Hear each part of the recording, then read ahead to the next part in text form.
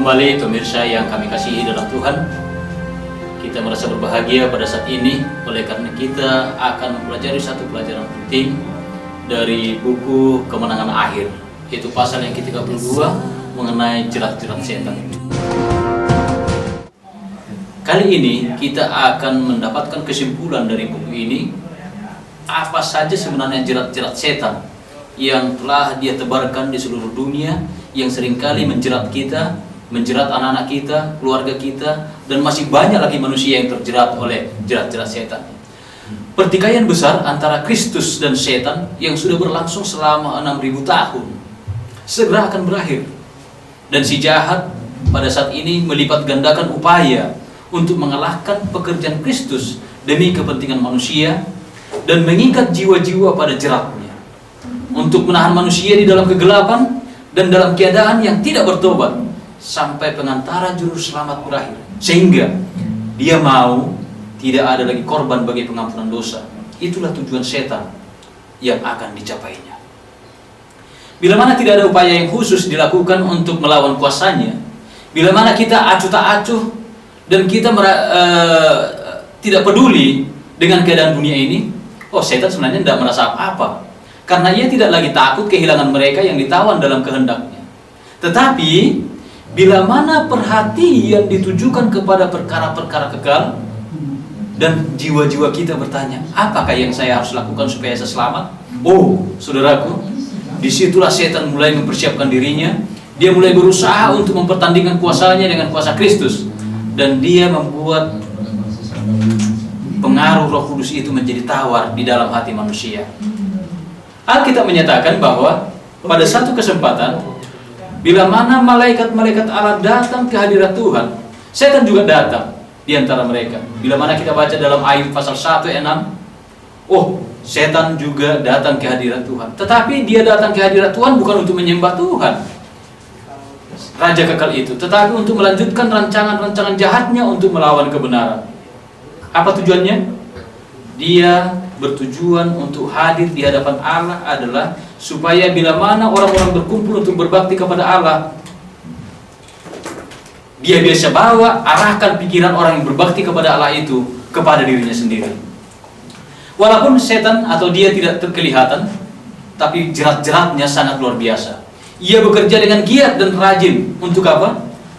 Untuk mengendalikan pikiran saudara, pikiran kita semua. Di saat kita berbakti pun dia mau mengendalikan pikiran kita. Mungkin tubuh kita ada dalam kebaktian, tubuh kita ada dalam satu tempat, tapi pikiran kita bisa jadi dia arahkan kepada hal-hal yang lain. Bagaikan seorang jenderal yang terampil, ia menyusun rencana-rencananya sebelumnya. Dia tidak bekerja sembarangan. Pada waktu dia melihat pelayan-pelayan atau pesuruh-pesuruh Allah menyelidiki Alkitab, ia mencatat mengenai hal yang akan dihadapkan kepada orang-orang. Dia melihat, meneliti apa yang sedang dibaca orang tersebut.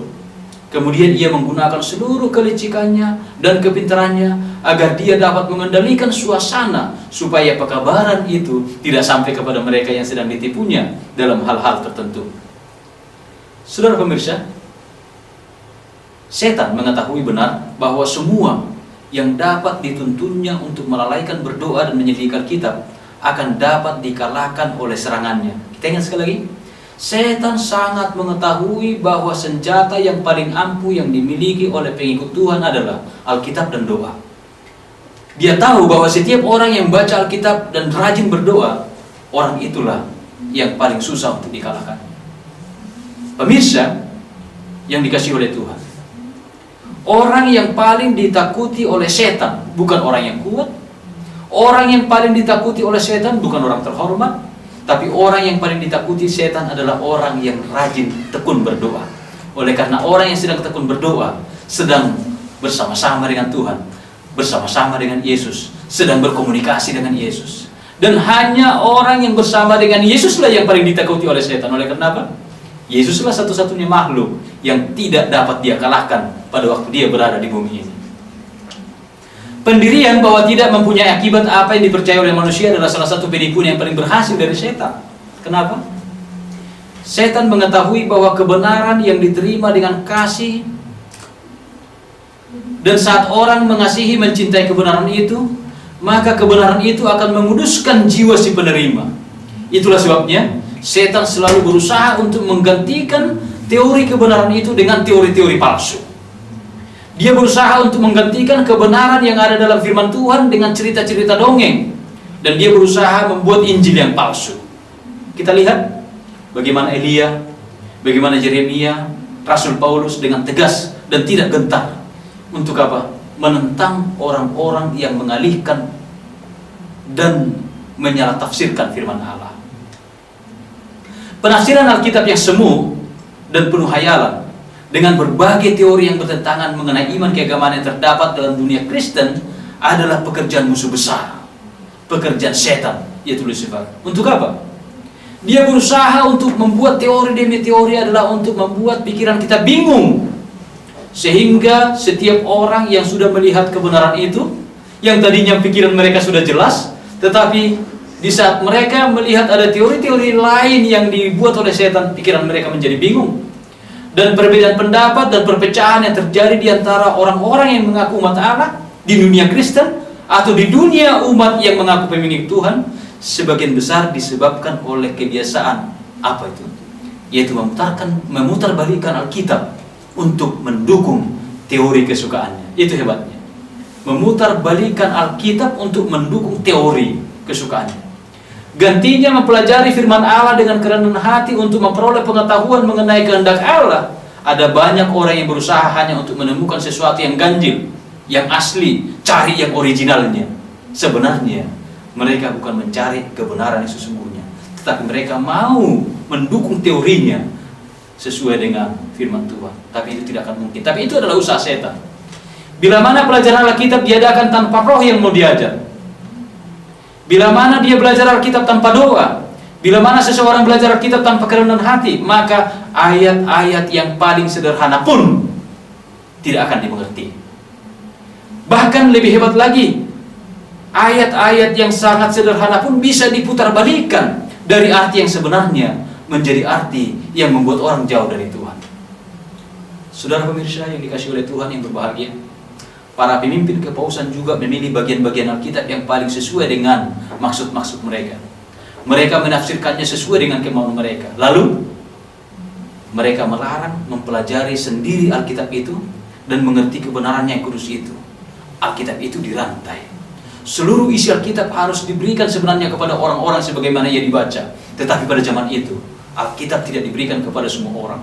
Alkitab tidak dibebaskan untuk dibaca semua orang. Oleh karena apa? Mereka takut kebenaran Alkitab yang sesungguhnya dimengerti oleh orang-orang lain, sehingga mereka akan mengerti kebenaran dan rencana mereka akan digagalkan.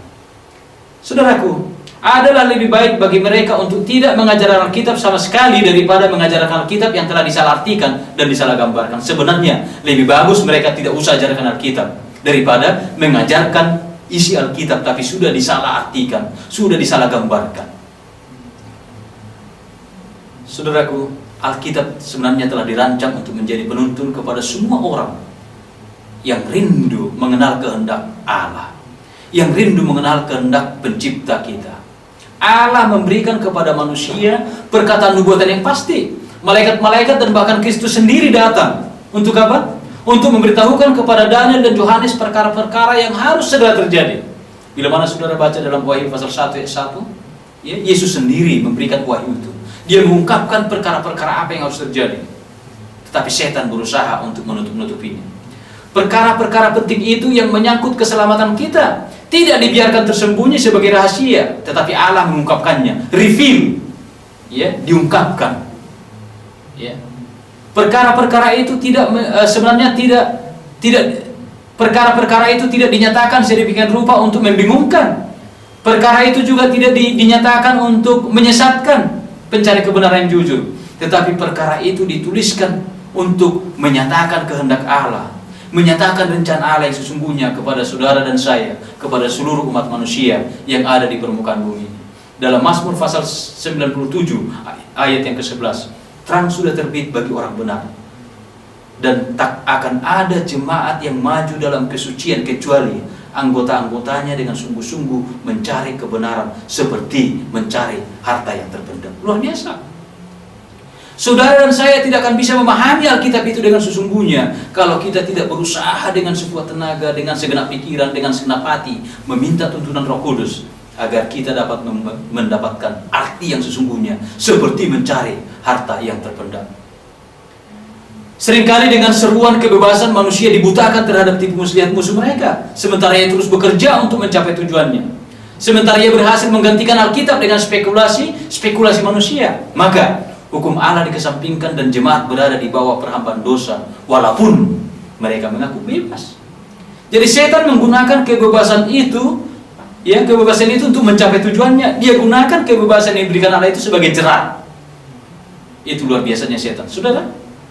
Saudara tidak bisa melawan setan. Siapapun dia tidak akan lebih pintar dari setan. Setan sudah dari surga dan dia berada di bumi ini. Usianya juga sudah sangat lanjut, sudah sangat panjang umur. Kita ini usia berapa sih? Dia sudah sangat fasih dengan segala tipuan-tipuannya. Pengetahuan manusia mengenai perkara-perkara materi dan rohani adalah berat sebelah dan tidak sempurna. Ya, kita ingat itu. Ada banyak orang menerima hanya teori-teori dan spekulasi-spekulasi sebagai fakta ilmiah. Dan mereka pikir bahwa firman Allah harus diuji oleh pengajaran dari apa yang disebut pengetahuan. Ini terbalik, ya. Jadi di saat mereka mempelajari ilmu pengetahuan, mereka mau mencocokkan ilmu pengetahuan itu dengan firman Allah. Mereka mau dukung, ya. Jadi yang menjadi intinya adalah ilmu pengetahuan, bukan firman Allah. Sementara Allah mau bahwa firman-Nya adalah sebagai standar, ya, sebagai standar. Tapi pencipta, yaitu Allah sendiri, berada di luar jangkauan pemikiran orang-orang yang mencari ilmu pengetahuan. Dan oleh sebab itu, mereka tidak dapat menerangkan hal ini dengan hukum alamiah. Sejarah Alkitab dianggap sebagai tidak dapat dipercaya atau tidak memadai. Bahkan mereka yang meragukan keandalan catatan-catatan Perjanjian Lama dan Perjanjian Baru terlalu sering melangkah terlalu jauh dan meragukan keberadaan atau eksistensi Allah, serta mengatakan bahwa kuasa yang kekal itu berasal dari Allah. Bukankah itu sangat luar biasa penipuan setan? Jeratnya sangat luar biasa. Saudara, hasil karya yang terbesar dari penipuan setan untuk membuat pemikiran manusia tetap menyelidiki dan menduga-duga, yaitu mengenai apa? Apa yang Allah belum beritahukan atau nyatakan. Dan Allah sendiri tidak mau supaya itu sebenarnya kita ketahui. Ada banyak rahasia yang tidak perlu kita ketahui, yang tidak dapat kita mengerti. Tapi setan membuat supaya itu semuanya seolah-olah dapat, harus kita pelajari. Dengan cara itulah Lucifer kehilangan tempatnya di surga. Ia menjadi tidak puas sebab semua rahasia rencana-rencana Allah tidak diberitahukan kepadanya. Oleh membangkitkan ketidakpuasan seperti itu pada malaikat-malaikat yang dibawa perintahnya, itulah yang menyebabkan malaikat-malaikat itu dia rekrut semua menjadi pengikutnya sehingga mereka jatuh. Sekarang setan berusaha untuk mengilhami pikiran manusia dengan roh yang sama seperti itu dan menuntun mereka untuk mengabaikan perintah-perintah Allah secara langsung. Saudaraku, di antara yang paling ampuh dari agen-agen penipu besar itu ialah ajaran-ajaran yang menyesatkan dan mujizat-mujizat palsu spiritisme.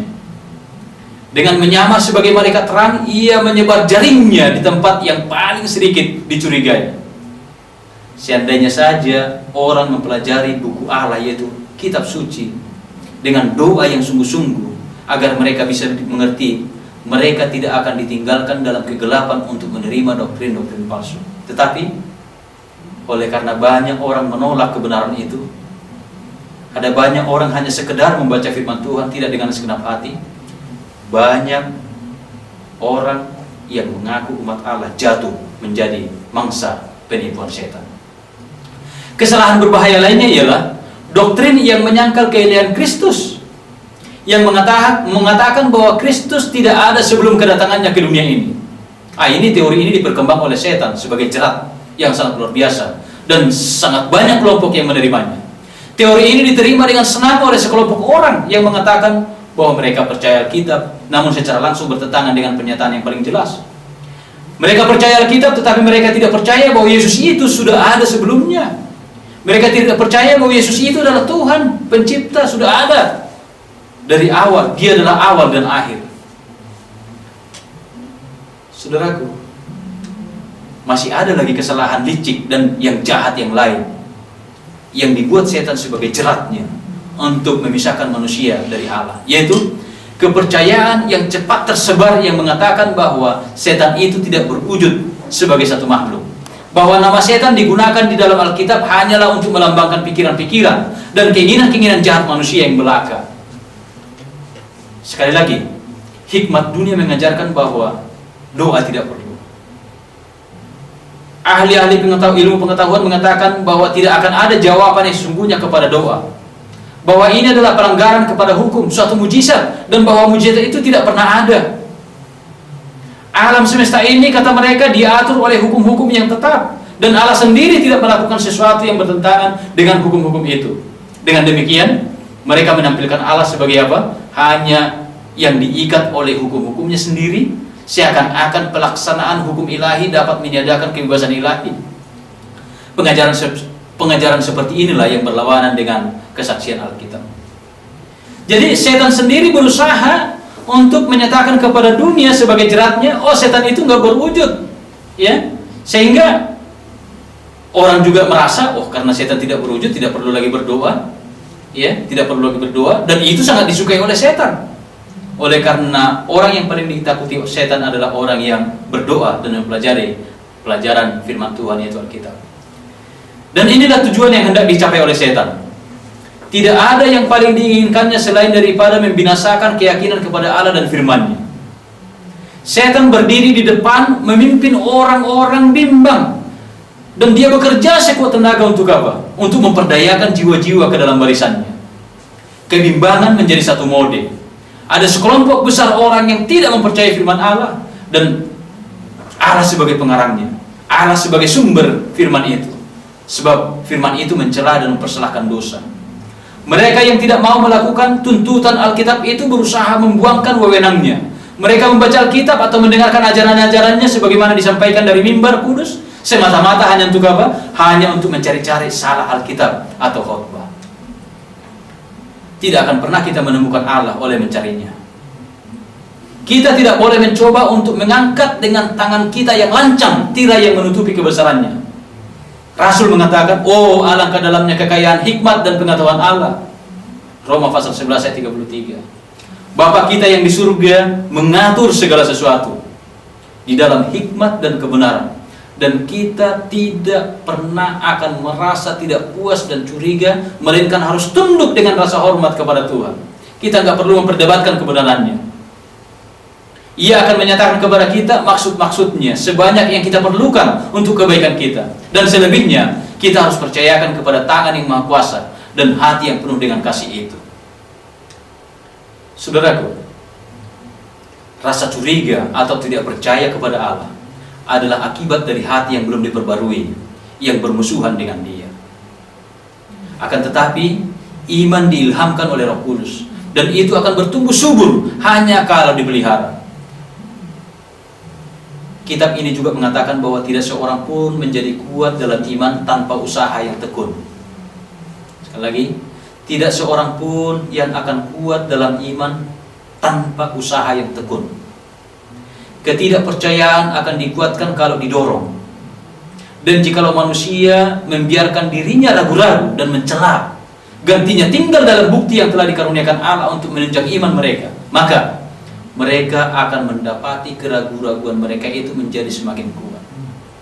Jadi untuk segala sesuatu yang difirmankan Allah dalam kitab itu, setan mencoba menanamkan keraguan-raguan. Dan di saat kita ragu akan satu dari janji Tuhan, disitulah setan mulai membuat jerat yang lebih besar lagi, supaya kita menjadi miliknya dan terjerat di dalam senjatanya. Akan tetapi mereka yang meragukan janji-janji Allah dan menyaksikan jaminan kasih karunia-Nya, saudara tahu siapa mereka? Melakukan hal seperti itu berarti menghina Allah. Dan pengaruh mereka cenderung menolak orang-orang yang datang kepadanya, gantinya menarik orang datang kepada Kristus. Pekerjaan orang-orang ini akan tampak sebagai kesaksian yang tidak pernah putus melawan mereka. Mereka menanam bibit-bibit keraguan-raguan dan skeptisisme yang akan memberikan panen yang tidak akan gagal. Saudara pemirsa yang dikasihi oleh Tuhan, hanya ada satu jalan untuk ditempuh oleh mereka yang dengan jujur ingin terbebas dari keraguan-raguan. Gantinya mempertanyakan dan mengecam apa yang mereka tidak mengerti. Baiklah mereka memperhatikan terang yang telah bersinar kepada mereka, dan mereka akan menerima terang yang lebih besar. Biarlah mereka mengerjakan setiap tugas yang telah jelas dimengerti oleh mereka, dan mereka akan disanggupkan mengerti dan melakukan apa yang sekarang mereka ragukan. Jadi tugas kita tidak perlu meragukan apa yang Tuhan katakan, tapi melakukan apa yang Tuhan firmankan tanpa meragukannya. Dan janji Tuhan adalah pasti. Namun setan dapat menyajikan suatu kepalsuannya yang sangat mirip dengan kebenaran. Setiap ada kebenaran yang asli, dia munculkan kebenaran yang palsu, sehingga dia mampu menipu mereka yang mau ditipu, mereka yang ingin menghindari penyangkalan diri, dan mereka yang menghindari pengorbanan yang dituntut oleh kebenaran. Tetapi tidak mungkin bagi setan untuk menguasai seseorang yang dengan jujur ingin mengetahui kebenaran apapun risikonya. Kita lihat luar biasa. Ya. Para pengikut Kristus hanya mengetahui sedikit tentang persekongkolan yang dibuat oleh setan dan pasukannya untuk melawan mereka. Tetapi Yesus yang duduk di segala langit akan mengatasi semua rencana-rencana setan ini untuk mencapai rencana Tuhan yang sangat besar, yaitu menyelamatkan manusia dari jerat setan. Tuhan mengizinkan umatnya mendapat pencobaan yang berat bukan karena ia senang melihat kesusahan dan penderitaan mereka, tetapi karena proses ini penting bagi kemenangan mereka yang terakhir. Sejalan dengan kemuliaannya, Yesus tidak dapat melindungi mereka dari pencobaan. Oleh karena apa? Tujuan utama pencobaan itu adalah untuk mempersiapkan mereka melawan semua daya pikat dan bujukan setan. Itu adalah sesuatu alat yang dapat memperkokoh hubungan mereka dengan Tuhan. Baik orang jahat maupun setan tidak dapat merintangi pekerjaan Allah atau menghalangi kehadirannya di antara umatnya, jikalau mereka mengaku dan meninggalkan dosa-dosa mereka dengan hati yang tunduk dan menyesal. Dalam iman mereka dapat menuntut janji-janjinya. Sekali lagi, setiap pencobaan, setiap pengaruh yang menentang, baik itu terbuka maupun tersembunyi, dapat dilawan dengan sukses. Dengan cara bagaimana? Zakaria pasal 4 ayat 6 mengatakan, bukan dengan keperkasaan dan bukan dengan kekuatan, melainkan dengan rohku, firman Tuhan semesta alam. Jerat setan hanya bisa ditangkis, dilawan dengan mengandalkan roh Tuhan, bukan dengan kekuatan kita sendiri. Kita ingat pada waktu Bileam terpikat oleh janji upah kekayaan besar untuk menyerapa Israel, dan oleh korban-korban kepada Tuhan berusaha mengutuki umatnya. Roh Allah melarang kejahatan yang ia ingin ucapkan, dan Bileam terpaksa berkata, bagaimanakah mungkin aku menyerapa yang tidak diserapa oleh Allah? Bagaimanakah aku mengutuk yang tidak dikutuk Allah? Sekiranya aku mati seperti matinya orang-orang jujur, dan sekiranya ajalku seperti ajal mereka. Pada waktu korban kembali dipersembahkan, Nabi fasik itu menyatakan, ketahuilah, aku mendapat perintah untuk memberkati, dan apabila dia memberkati, maka aku tidak dapat membalikannya. Tidak ada dilihatnya kepincangan di antara keturunan Yakub, dan tidak ada dilihatnya kesukaran yang di antara orang Israel. Oleh karena apa? Tuhan Allah beserta dengan mereka. Tuhan Allah mengasihi umatnya. Tuhan Allah mengerti mereka, dan sorak-sorai karena raja di antara mereka ada. Sebab tidak akan ada mantra yang mempan terhadap Yakub, ataupun tenungan yang mempan terhadap Israel. Pada waktunya akan dikatakan kepada Yakub, begitu juga kepada Israel, keajaiban yang berbuat Allah. Namun untuk ketiga kalinya, oleh karena pikiran Bileam terfokus kepada jerat setan, yaitu kekayaan duniawi, untuk ketiga kalinya dia berusaha untuk mengutuki bangsa Israel. Tetapi Allah tidak pernah mengizinkan kata kutuk itu keluar dari mulutnya. Dalam Bilangan pasal 24 ayat 9, akhirnya dia berkata, diberkatilah orang yang memberkati engkau, dan terkutuklah orang yang mengutuk engkau. Akhirnya Bileam gantinya mau mengutuk supaya mendapatkan kekayaan duniawi, tetapi dia memberkati umat Israel. Umat Israel pada waktu ini setia kepada Tuhan, dan selamanya mereka menuruti hukumnya.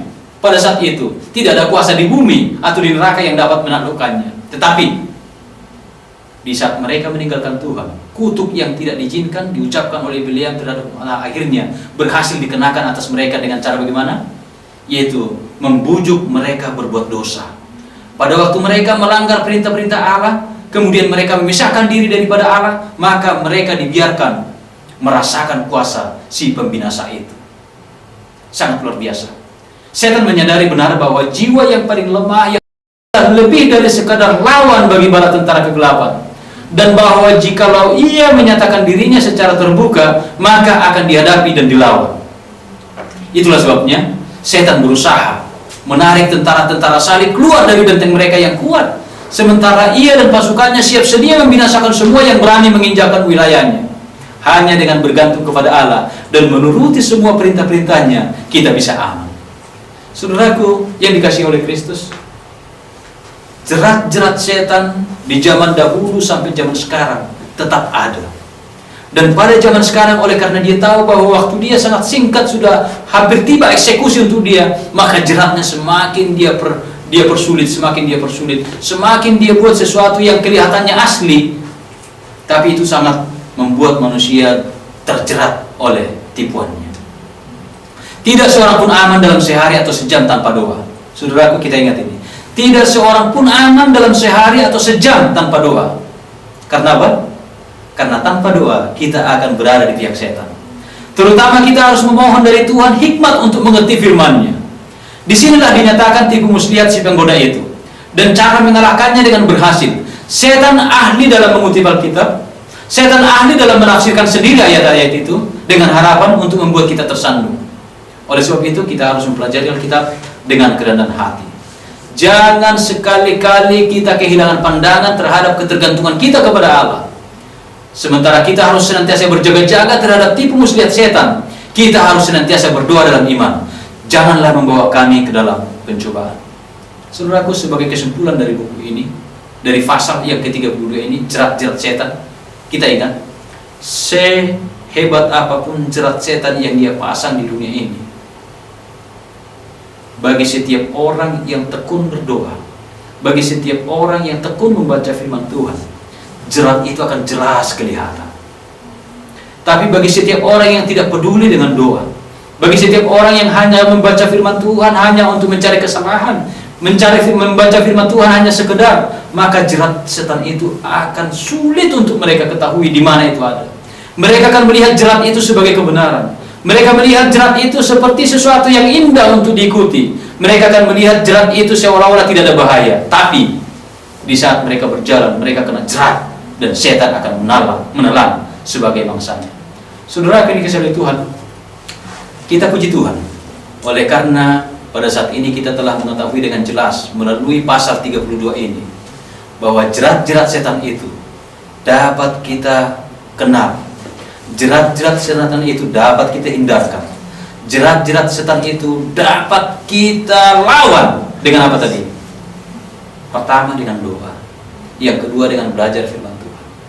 Kita ingatkan sekali lagi, orang yang paling ditakuti oleh setan di dunia ini bukanlah orang yang memiliki postur tubuh yang hebat, kuat, bukan orang terhormat, tetapi orang yang paling lemah sekalipun tapi dia tekun dalam doa, menjalin hubungannya dengan Kristus. Itulah orang yang paling ditakuti oleh setan. Saudaraku, pemirsa yang dikasihi oleh Tuhan, kita puji Tuhan oleh karena walaupun banyak jerat setan di dunia ini, tapi Allah menyediakan bagi kita kuasa untuk terhindar dari jerat itu.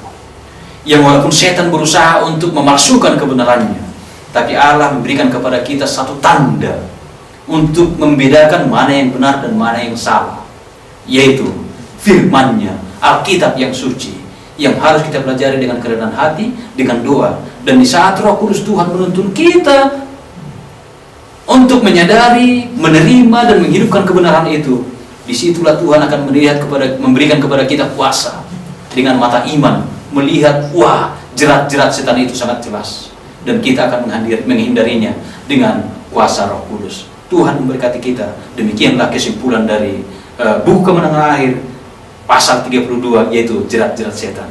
Terima kasih.